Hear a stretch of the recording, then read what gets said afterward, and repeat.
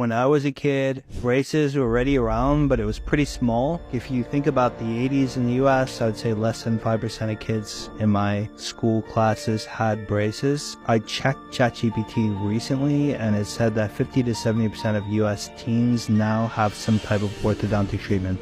When you look at it, the other thing that has blown up in these last 30 years are things like obesity, neurological disease, mental health disorders, right? They all have the same exact curve.